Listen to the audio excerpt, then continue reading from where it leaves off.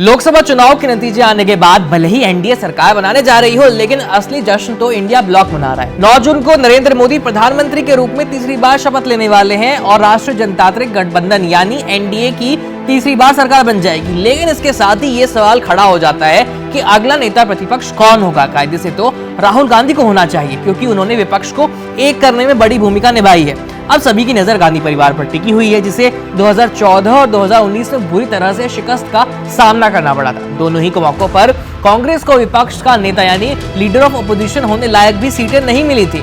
नियमों के मुताबिक लोकसभा में नेता प्रतिपक्ष बनने के लिए 10% से ज्यादा सीटों पर जीत हासिल होना जरूरी है और कांग्रेस ने 2014 में 44 और 2019 में 52 सीटें जीती थी।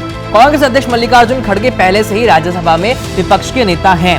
सूत्रों के मुताबिक कांग्रेस के ज्यादातर पदाधिकारी और कुछ नए तौर पर निर्वाचित हुए सांसद यही चाहते हैं कि सदन में राहुल गांधी ही नेता प्रतिपक्ष बने और भाजपा के नेतृत्व वाले एनडीए का मुकाबला करें, ताकि 2029 के लिए उनकी पीएम पद के लिए दावेदारी मजबूत हो जाए और दोनों सदनों में एनडीए की सरकार को मजबूती से सवाल करा जा सके। लेकिन राहुल गांधी पद और प्रतिष्ठा से लगातार दूर रहते हुए कांग्रेस को मजबूत करने की कोशिश कर रहे हैं और अगर राहुल गांधी ने ये पद स्वीकार नहीं किया और उनकी जगह इस पद पर कोई और बैठ गया तो वो नरेंद्र मोदी की सरकार का उस तरह से आक्रामक तरीके से विरोध नहीं कर पाएगा जैसे राहुल गांधी से उम्मीद की जाती है। आपको बता दें कि नेता प्रतिपक्ष कोई संवैधानिक पद नहीं है, बल्कि एक संसदीय संविधि के तहत आता है। 1977 में दोनों सदनों में विपक्ष के नेता के पद को वैधानिक मान्यता दी गई थी और नेता प्रतिपक्ष कैबिनेट मंत्री के बराबर सैलरी, भत्ते और बाकी सुविधाओं के हकदार भी होते हैं। यही नहीं, leader of opposition house business advisory committee का हिस्सा होता है और एक पैनल के रूप में कार्य करता है जो कुछ प्रमुख पदाधिकारियों का चयन करते हैं, जैसे कि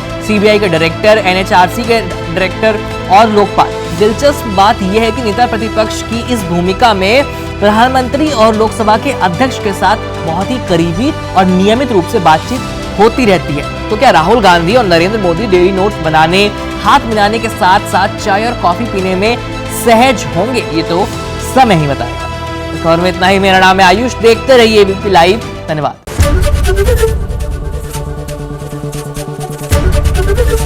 एबीपी गंगा, खबर आपकी, जुबान आपकी।